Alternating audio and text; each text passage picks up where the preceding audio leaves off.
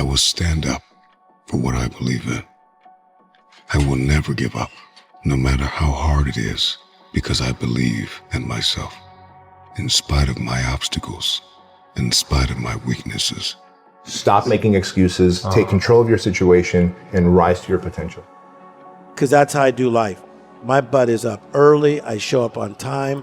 I do what I say. I dot my I's, I cross my T's. Man up, get it done, boom. Nobody can destroy you if you won't let them.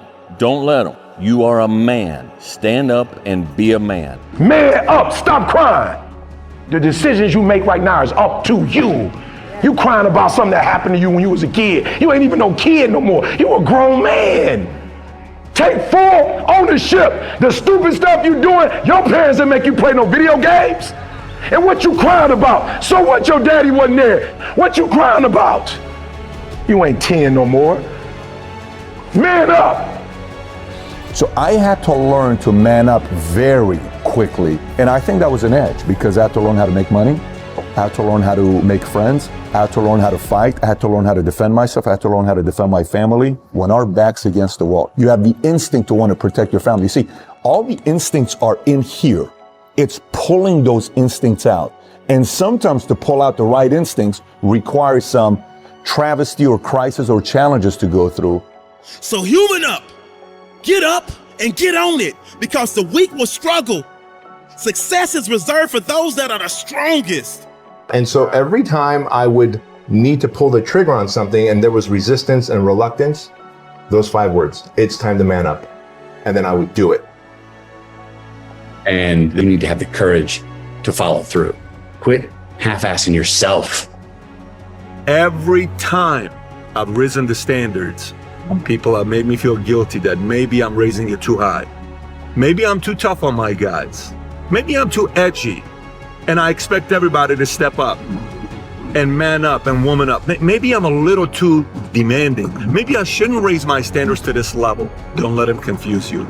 You keep raising the standard. And guess what? I had to get up even though it was hard, and I had to take ownership of my life, take ownership of my time, take ownership of my day. Sometimes, man, we really gotta teach ourselves how to be a man. Along that journey, we'll bump our head and then learn the lesson. You know, dig deep and do what you have to do. It's time to man up and become a man. My number one competition is me. It's always you versus you. You have to work hard. Everybody in this room knows if it's worth something to you, you got to put in the effort. And I always like to say it's the work we put in when nobody's watching that really matters. You versus you. You got to be the one to get up every morning, be disciplined, put in the consistent daily hard work, because that gains success. Because my old man taught me that, right? Got to work, get your ass in the gym and work. How hard do I work? I work hard. You have a insane schedule. 4 o'clock in the morning, I wake up. 4:30, 4:45, I'm doing some sort of cardio. It's still dark outside. I do this and then I'll have breakfast and then I will go gym for about an hour and then I'll go to set. Like I'm gonna be the baddest motherfucker to walk out. You gotta be the hardest workers in the room. And don't f the opportunity up. What I have found is that when you take that kind of action, that kind of step of following your gut and your intuition, taking that step, whatever it is, the universe has a funny way of meeting you halfway. Realize there's more and think more. Think for more. You don't have to be just this. Man, the work ethic, the drive, that hunger to compete, it never goes away. The person I compete with most is just me. It's you versus you. It's time to stay focused. It's time to decide clubs, partying, trying to fit in and socialize, rub elbows with everybody so people can stop calling you weird. Why are you so antisocial? Because I'm trying to get it. Why are you staying on the basketball court so much? Because I'm trying to get it. Why are you out there practicing in the hot sun when ain't nobody else out there? Because I'm trying to get it. Why are you not clubbing? Like every time I text you and invite you to go do something fun and cool, you always studying. Because I'm trying to get it. I'm just thinking how funny it is where I'm gonna be tomorrow morning and my competition still drinking down their fears and they're, trying to escape their current reality, Friday night party. So they're gonna go out there and party it up and everything else to find some relief to the stressful life they live in. That's a both temporary relief. I'm working tonight for a permanent relief. That's why I laugh. I laugh at how much further I'm getting ahead of them. Mental toughness isn't something that you sample. It's something that you live in every day.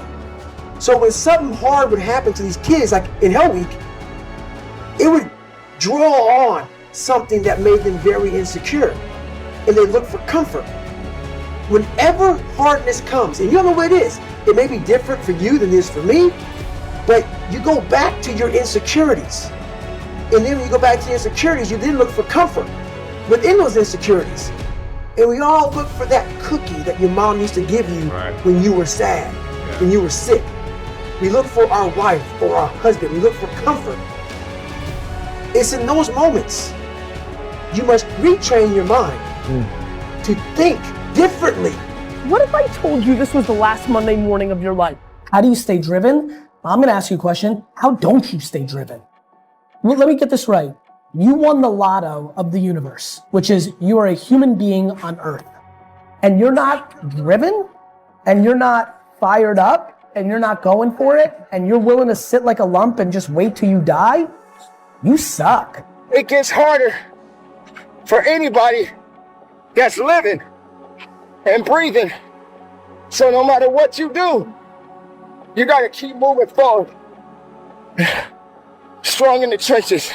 You don't know where you're going. You're lost. You know what I mean? You have no direction. So for me, I felt like both of them together, when you have the vision and you're able to manifest, then you also put the work in, magic happens, man. Magic, that's where the magic is. But a lot of people never get there, unfortunately. A lot of people, we're blessed that we can dream.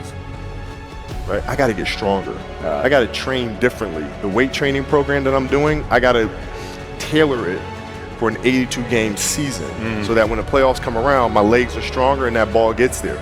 So I look at it with rationale. Say, okay, well, the reason why I shot air balls is because my legs aren't there. I go, well, next year they'll be there. That was it. Done.